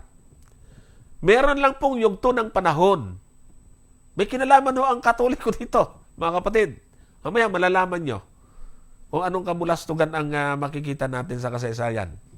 So Sabi doon sa binasa natin kanina, mga kapatid, sa Roman 9:5, tumanggap ng mga pangako, mga kautusan, tipan, pati paglilingkod sa Diyos. Ngayon, doon sa 12:17 ng Apokalipsis, mga kapatid, dito natin makikita ang sulpot, o hindi, 12:17. Ayan. At nagalit ang dragon sa babae at umalis upang bumakas sa nalabi sa kanyang binhi. May binhi ngayon yung mga anak itong babae na ito. Ano ang katangian? Na siyang nagsisitupan ng mga utos ng Diyos at may mga patutuon ni Jesus. Ito, walang linggo ito. Ito yung mga kautosan na ito na ibinigay doon na binanggit ni Pablo sa Roma 9:4. Yan yung katangian nitong babae. Na ibig sabihin, ang katangian nitong babae, ito yung mga kautosan, aral na buhay, na binanggit ni Brother Gomer kanina, doon sa Gawa City 38. Nakikita ho ninyo? Ng tunay na iglesia ng ganon. Kaya nga, makikita po natin, mga kapatid, na doon nakaugnay ang Adventist, hindi ito sulpot, kundi yung sinasabi ni Larry Bigtas. O ngayon, tingnan natin. Ano ba talaga ang nangyari? Bakit sinasabi po doon na gustong lamunin ni Satanas yung ipinapanganak ng babae? Ay alam nyo naman po, mga kapatid, na ang mga anak naghihirap, ganon. Ipapaano ho ba nakaranas ng paghihirap ang katuparan nito sa propesiya? Abay, nang mabalitaan ng gobernador, ano ba to si Herodes, Brother Gomer, gobernador ng Roma, di ba? Mhm. Gusto niyang ipapatay kaagad ang Panginoon eh. Di ba? Gusto niya ipapatay agad ang mga bata kasi nabalitaan niya, may pinanganak. Nabalitaan niya doon sa tatlong mga pantas ba yun, mga kapatid. So, ano po ang ginamit na instrumento ni Satanas? Sabi kasi doon sa binasa natin kayo na nagagalit si Satanas, yung kinaladkad yung tatlong bahagi. Gustong lamunin yung bata eh. Abay, kapapanganak lang. Itong imperyo ng Roma kaagad eh. Ang gustong mag-attempt. Yan po ang nakita po natin. Kaya, yung pong nangyari, mga kapatid, ng kamatayan ng ating Panginoon, sino ho ba ang nagpapako sa ating Panginoon? Ang nagpapako sa ating Panginoon, Roma uli. Roma. Mga kawal Romano ang naghahari that time nung ang ating Panginoon ay ipako sa cross. Mababasa nyo naman yan eh. Kahit sa kasaysayan, hindi pwedeng tanggihan yan. So, di na pa ipatay ng Roma. Yun naman po yung katuparan sa prophecy, mga kapatid, na talagang mararanasan ng bayan ng Diyos. Kaya kung babasahin po ninyo yung Apokalipsis na binasa natin kanina uli, nung ipinanganak ang babae, ay yung sanggol, balikan nga natin yon doon sa Apokalipsis, yung nasa, nasa talatang 4. Sige, tingnan nga natin, nasa 4 ba yan? Yan. Sa 4 hanggang 5. Kinaladkad ng kanyang buntot ang ikatlong bahagi ng bituin sa langit at ipinaghagi sa lupa at lumagay ang dragon sa harapan ng babaeng manganganak upang lamunin ang kanyang anak pagkapanganak niya. Hindi si Satanas mismo nag-apang doon eh. Gumamit po siya Satanas ng ahinsya, ng kapangyarihan ng tao na naghahari that time. Ito po yung kaharian ng Roma. Sa talatang 5, at siya'y nanganak ng isang anak ng lalaki at maghari ng may panghapas na bakal sa lahat ng mga bansa at ang kanyang anak ay inagaw din nila hanggang sa Diyos at hanggang sa kanyang nuklukan. Ito pong talatang 5, malawak ho ang panahon na nakaraan nito. Prophecy kasi ito, kaya kailangan natin i-ugnay ito sa kasaysayan. Itong talatang 5 at 6 ang magsasabi sa atin ayon sa kasaysayan kung ano ang nangyari matapos ng ating Panginoon ay umakyat sa langit. Kasi, umakyat na at dumalik ng ating Panginoon sa luklukan, doon sa kinaroroonan niya ng una, ang mga kapatid. Dahil nga, ang sabi po doon sa, kahit hindi na natin ito basahin, na bumalik ang ating Panginoon sa Juan 6:62, bumalik siya sa kinaroroonan niya ng una. Ngayon, ang titingnan na lang natin po dito, pag-akyat ng ating Panginoon sa langit, ano itong yugto ng panahon na sinasabi po na, balikan natin yung Apokalipsis 12:6, mga kapatid, ay makikita po natin dyan yung salitang 1,260 araw. Alam nyo kung ano ho ang nangyari dyan, mga kapatid? Sa Ezekiel 4:6 at bilang 14:34 ay yung isang araw ay katumbas ng isang taon. Ano? Kaya kung titingnan po natin ang katuparan sa kasaysayan, kung kailan ito nangyari, itong 1,260 years, ito po ay noong AD 538 up to 1798. Ano po yung mga pangyayari dyan sa panahon yan? Yung 538 AD, yan po yung tinatawag na Decree of Justinian, nang binigyan ng mataas na kapangyarihan ang obispo sa Roma at pinutungan ito ng 30 putong na kapangyarihan na tinitingnan siya bilang napakataas. Kung titingnan po natin yung history niyan, ito yung mga kalagayan po dati ng emperador. Ang emperor sa Roma ay sinasambang kagayan ng Diyos. At palibhasa na bakante yung pwesto ng iwanan ni Emperor Constantine, yung kanyang pwesto, at nagtayo ng sariling Constantinople, iniwan niyang bakante ang kanyang pwesto bilang emperor, ito'y ibinigay niya sa Pope. Kaya, ang pumalit sa emperor ay, kaya nagkaroon ng tinatawag na, papal Rome. Dati po kasi ay pagan Rome yan sa history. Pagan Rome. Inabsorb, nagsama yung pagano at Roma kasi nga si Constantino Pagano. Nakaupo sa imperyo ng Roma bilang emperor. Kaya pagan Rome ang tawag sa history. Hindi yung ginagamit ni Larry Bigtas na encyclopedia, i-search nyo. Search nyo yung pagan Rome. Sasabihin doon. Tapos, naging papal Rome kasi yung iniwanan ni Constantine, yung kanyang pwesto, napunta sa Roma. At yan yung starting point na Decree of Justinian noong 538 AD. Hanggang 1798.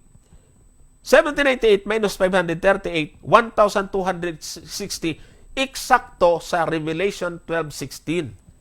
Yung babae magtatago. Yung true church mapapailalim sa kapangyarihan nung imperyong ginamit ni Satanas.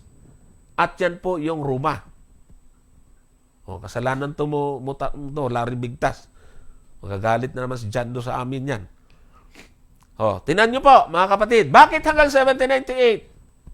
Kasi 1798, mababasa po nyo yan sa napakaraming babasahin. Hinuli yung Pope, si Pope Pius VI, sa utos ni Napoleon Bonaparte, hinuli ni General Berthier ng France at ikinulong, dinala sa Valence, France hanggang sa mamatay. And tanong, bakit hinuli? Kasi sobra po ang naging kasamaan. Yung sinasabi ko sa inyo nadaan nyo kasi alipusta hindi naman namin gusto sana ito Sobra po yung kasamaan. Yung Inquisition na ginawa ninyo. Yung ginawa ni Emperor Nero, ni Diocletian, na pinapapatay yung mga Kristiyano kung ayaw sumunod sa dogma ng Catholic. Kayo may kagagawa nun. Sumulpot kasi noong 33 AD, yung huwad na relihiyon na nag-aangking tunay na Kristiyano, pero huwad, pike. Hindi ko kami yung fake, mga kapatid. Anong nangyari noong 1798?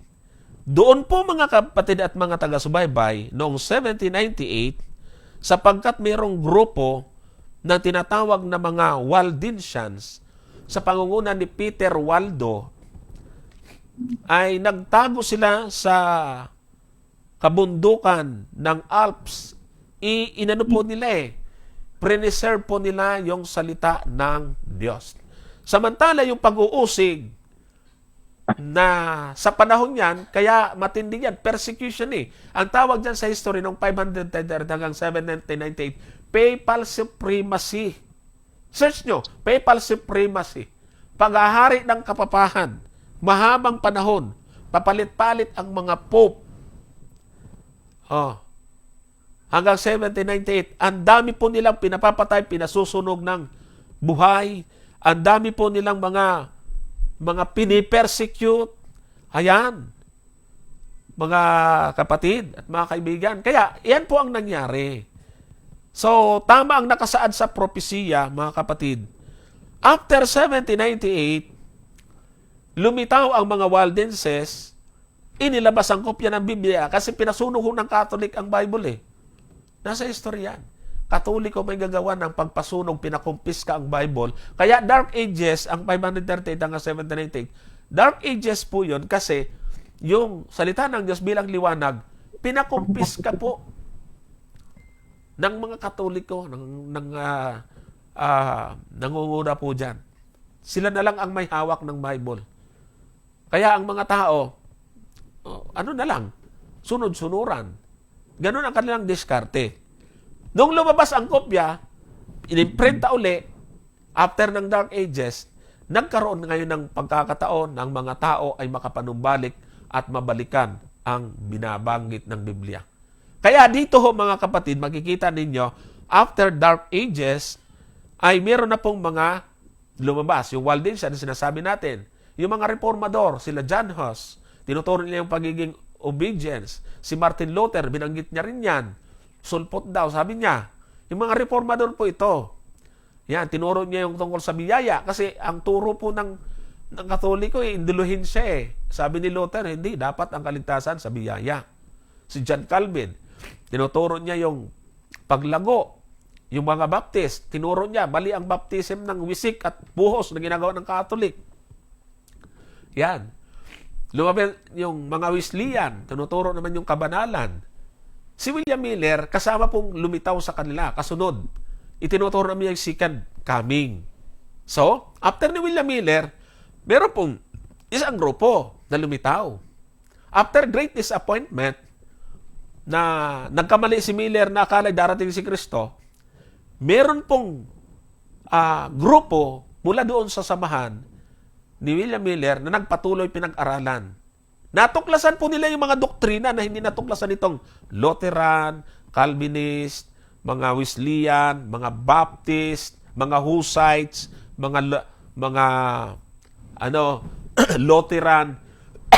Natuklasan ho ito ng grupo after ni William Miller. Ito po yung sinisabi noon na 1863. Nagtugma ho ito, mga kapatid, doon sa 12:17 ng Apokalipsis na trace 12:17 na trace po sa kasaysayan at prophecy 12:17 po. Ayan. At nagalit ang dragon sa babae at umalis upang bumakas sa nalabi sa kanyang binhi. Na siyang nagsituban ng mga utos ng Diyos at mga patutunesos. Dito ngayon lumitaw yung katuparan. Lumitaw yung babae na nagtago after 1,260 years. Muli pong itinuro. Basahin nga natin yung 58 verse 12 ng Isaias. May prophecy dyan Tingnan mo. Isaiah 58:12. At silang magiging iyo ay magtatayo ng mga dating sirang dako. Ikaw ay magbabango ng mga patibayan ng maraming salit-saling lahi. At ikaw ay tatawagin ang tagapaghusay ng sira, ang tagapagsauli ng mga landas na matatahanan. Tingnan po ninyo, lumitaw nga ang Seventh Adventist. Itinuturo yung aral na binanggit sa Roma 9:4. Tumanggap ng tipan, pangako, pati paglilingkod sa Diyos, at mga kautusan. Sabi na sa 12:17, nandun yung sa katangian nung magiging lahi ng babae. Wag lang doon muna tayo sa Isayas. Tingnan niyo po, mga kapatid. Isasauli yung mga landas na matatahanan, itatayo ang mga sinira. Sinong sumira? Itong Catholic. Yung kinaaniban ni Larry Bigtas. Pinalitan ng linggo ang Sabado. Pinalitan yung 10 utos. Wala na yung wag gagawa ng larawang inanyuan. Ibinabalik ngayon ng Adventist yun. Kaya galit ngayon si Larry Bigtas, mga kapatid. So malinaw na yung paglitaw ng Adventist noong 1863 nang maipairehistro, hindi ito labag sa Biblia. Pinakita ni Brother Gomer kanina, si Pablo man ay tinatawag na tagapagtayo. Hindi ba tao si Pablo? Aywan ko kung Diyos sa inyo. Bagaman santo sa inyo si Pablo. Pero tao din yon. So, para mga siwaan ang pagtuklas ng mga katotohanan. So, ibig sabihin, ang Seventh-day Adventist, hindi sumulpot, kundi lumitaw para isauli yung sinira niyong katotohanan. Ayan ang linaw-linaw po, mga kapatid, mga kaibigan. Ikaw, Bigtas, naliligaw ka. Nandun ka sa sulpo talaga. Kasi ang totoong iglesia, nagsimula sa Old Testament. Ito, ang linaw-linaw po ng ating pagkakahanay po, mga kapatid. Ay, wag hindi pa nyo maintindihan yan. Brother Gomer.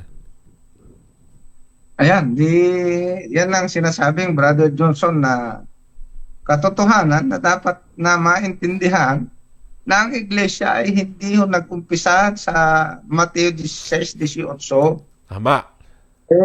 Kaya mula noong nagkaroon ng iglesia sa ilang Brother Johnson, na ibinigay ang utos ng Diyos, hanggang sa huling araw, hanggang sa pagdating ng ating Panginoon, yun pa rin yung katangian ng iglesia, hindi ho nagbabago eh.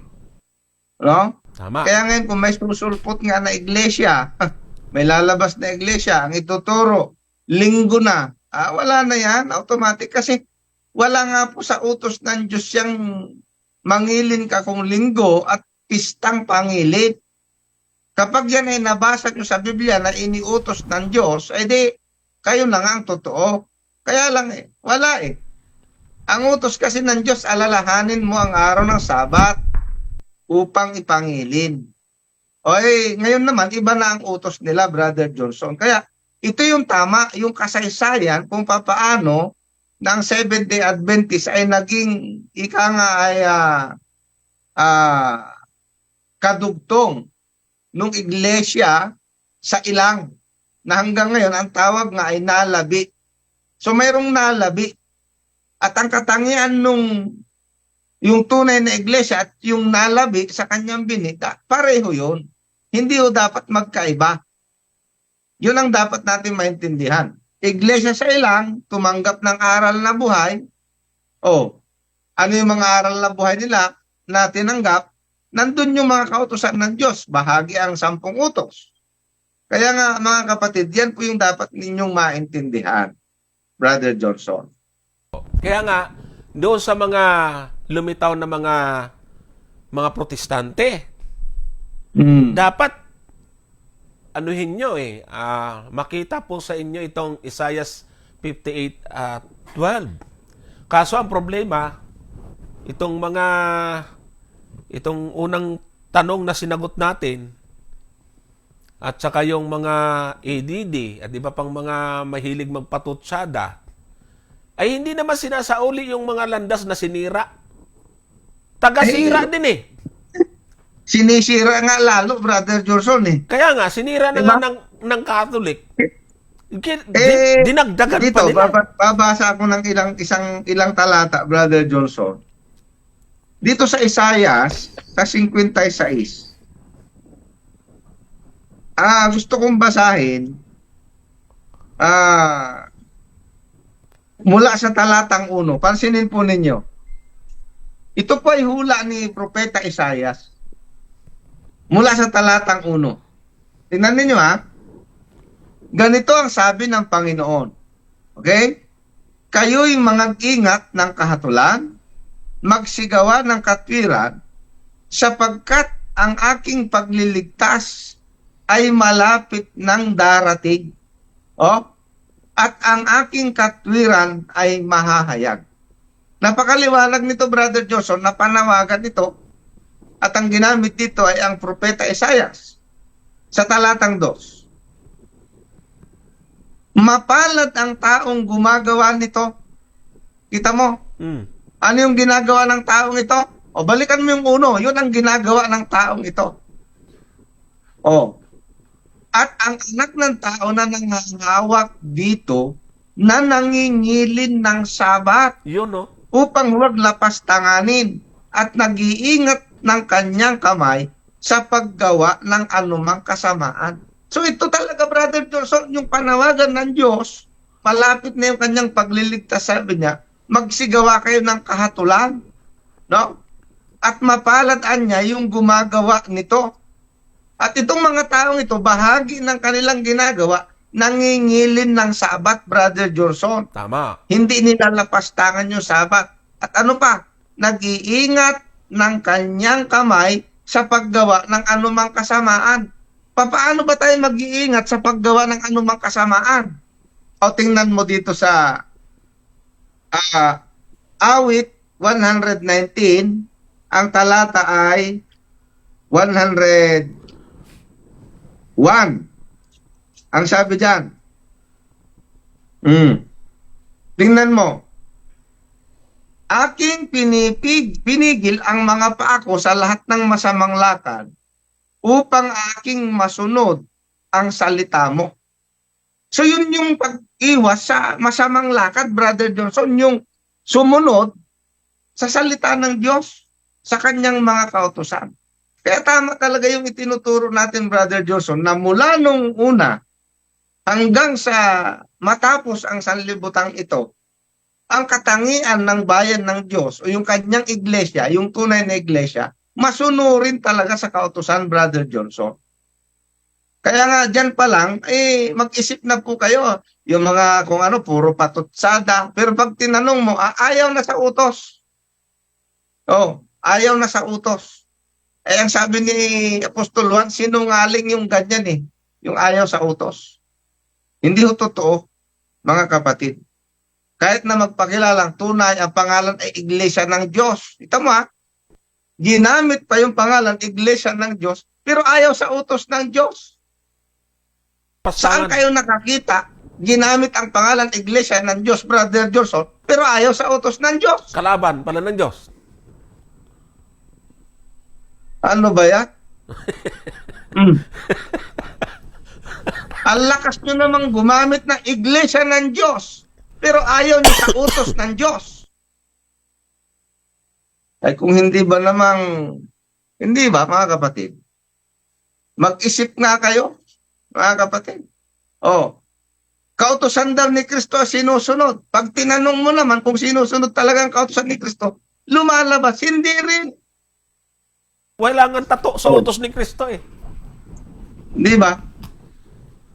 O katulad dito si Glenn Ruidas, lagi namang nandito, lagi nakikinig. Di ba? Yung tato, hindi niya masolusyonan. Kita niyo po ito mga ganito mga kapatid. Kaya medyo ganito talaga siguro, Brother Johnson. Yan ang papel natin. Ito talaga yung ating papel sa ganitong mga pagkakataon. Ito, katulad ito. China-challenge natin. Hindi na kayo aariing ganap sa kautusan ni Moises. Pero bawal ang tato. Naku po. Hanggang ngayon, hindi masolusyonan. Pero ang lalakas pa rin ng loob. Kaya nga, bingi-bingihan na lang Natuluyan na yata. Natuluyan na yata ang pagkabingi. Hindi ang pumapasok sa bibig ang nagpaparami. Pero bawal ang Jollibee. Ay, ewan ko naman. Saan kayo nakakita ng ganyang mga aral? Tapos ang lalakas ng loob ninyo, iglesia kayo ng Diyos, ayaw nyo sa utos ng Diyos. Iglesia ni Kristo daw. Saan nga kasabi ni Kristo na bawal ang tato? Bagong tipan na tayo. Saan sa bagong tipan yung tato? Bawal. Wala rin. Bingi-bingi. Wala rin. Nabingi na nga. Hanggang ngayon, hindi masolusyonan. Kaya sabi ko, natutuwa na lang ako sa mga patutsada lang. Hanggang patutsada na lang kayo. Hanggat hindi kayo nagpapasakop sa aral na totoo, sa totoong aral ng Diyos, hindi nyo papasubalian yan sapagkat yung 10 utos ay iniutos ng Diyos. Ay bakit tutol na tutol kayo sa utos ng Diyos tapos gagamit kayo, iglesia kayo ng Diyos? Parang kabuangan. Hindi ba? Iglesia ka ng Diyos tapos galit ka sa utos ng Diyos. Parang ano na nga, ano nangyari? Nakakadismaya. Hindi ba? Oh, So yan yung totoo, Brother Johnson, na talagang, basahan niya natin, 139:20 ng awit. Talagang ito, natupad talaga sa inyo ito. Tama. Saktong-sakto eh. Ano sabi? Sapagkat sila'y nagsasalita laban sa iyo ng kasamaan at ginagamit ng iyong mga kaaway ang iyong pangalan sa walang kabuluhan. Sino ba ang kaaway ng Diyos? Satanas. Yun, ayaw sa kautusan niya. Yan ang mga kaaway ng Diyos eh. Pero para hindi halata na sila'y kaaway ng Diyos, ginamit nila iglesia ng Diyos. Pero ayaw naman sa utos ng Diyos. Nakita nyo na? Magaling talaga eh. Di ba? Magaling si Satanas. Magaling talaga si Satanas. Nagpapakilalang anghel ng kaliwanagan eh. Ay siyempre, gagamit ba naman si Satanas ng iglesia ni Satanas? Malabo. Kaya gagamitin niya iglesia ng Diyos, pero walang utos.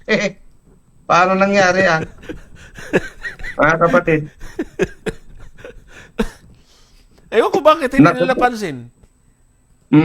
Sa bagay. Ayan, Brother Johnson, ay mag-alas 9 na. Bukas na ulit natin ito ituloy siguro. Ay malamang. At, may magandang tanong dito si Brother Ivan Colibra. Talakayin natin ito bukas kasi ito, may future ito. Kasi hindi naman to katulad ng iba dyan ni Glenn Rowidas na nakita ko, Brother Johnson, madaling matuto ito si Brother Ivan eh. Kasi natutunan niya na yung 16-18 ay hindi talaga bagong tayo, kundi muling itatayo. Tama. Di ba? Kaya, sagutin natin ito bukas. Yung kanya. Sabi ko nga, wag na kayong gumamit iglesia ng Diyos tapos galit kayo sa utos ng Diyos. Naloko na. Naloko talaga. Naloko talaga. Di ba? Oo. Talagang ganun ang mangyayari niyan eh. Kaya nga ang sa Diyos, nagsasalita ng salita ng Diyos. Yun yung panuntunan eh. Ay kung ang iniutos mo, mangilin ka kung linggo, pistang pangilin, wala yung sabat, hindi sa Diyos yan. Ganyan lang kasimple para makilala mo ang tunay, kapatid. Kapag nagsabi ng isang bagay, tapos hindi mo mababasa sa Biblia, layas na. Tama. Di ba? Hindi na kayo aaaring ganap sa kautusan ni Moises. Pag tinanong mo, bawal ba tato? Bawal. Naku po, layas na. Hindi nagkakatugma eh. Magkakontra. Hindi na pala aring ganap, tapos bawal pa rin. Ay nako, saan kayo nakakita na hindi na aring ganap pero bawal pa rin? Okay, ayan. Maaga tayo nagsimula, kaya maaga rin tayo magtatapos. Uuwi pa po sila Brother Gomer. Ngayon pa lang dumadami yung aabot ng 300 ito. Kaso lang, bukas maraming salamat sa monitor ko dito sa Facebook, Brother Johnson, ay 264. Hindi ko alam kung tama. Magandang gabi po sa inyong lahat, mga kapatid. Umabot ng 217 kayo na, tapos sa YouTube ay marami din sila. Almost 200. Kaya salamat po. Brother, binabati natin Brother Ivan Colibra. Bukas priority natin yung tanong ninyo. Meron pang mga natirang tanong doon sa ni Odnar Rolando. O, di bali, bukas na lang po, mga kapatid. Ayan, pasensya na ho doon sa mga kaanib ng Catholic na nanonood. Ay, alam niyo naman na medyo ano yung tanong ni Bigtas eh. Kung okay sana yon ay may lambing yung ating sagot. Pero okay naman, wala namang personal doon sa ating sagot. Binanggit Ako lang naman natin. yung natutuwa talaga dito kay Kuya Glenn Ruidas. Sabi niya, sige, bukas ulit at magmuni-muni kayo mga SDA. Magandang gabi sa iyo, Brother Glenn Ruidas. Dapat siya muna nagmuni-muni. Bakit? Alam kong kayo po ay natutuwa din naman kahit papaano. Ayan. Tsaka wag mong iutos magmuni-muni kami. Ikaw muna. Kahit muni na, Oo. hindi na muni-muni. Muni na lang. Tinatanong ni Brother Ivan, bakit wala daw tayo ng Friday? Pag Friday, Brother Ivan, is preparation kasi yan. Nila Kinakalas. Brother at natin na kung saan tayo pupuntang sa church. Kaya pag Friday ng gabi ay talagang hindi po tayo nakakapag-live. Oo, tsaka kasi tinatanggal na po yung mga gamit sa studio na dadalhin kinabukasan. Friday ng hapon, nakatanggal na yung mga gamit. Ibabalik lang yan pag linggo. So, ganun po. Okay, ayan. Thank you po mga kapatid. At binabati ho natin lahat. Sila Brother Gomer kasi ay uuwi pa sa nasa Cavite sila. Uuwi pa sila sa Quezon City. Quezon City ba yun? Opo. Okay.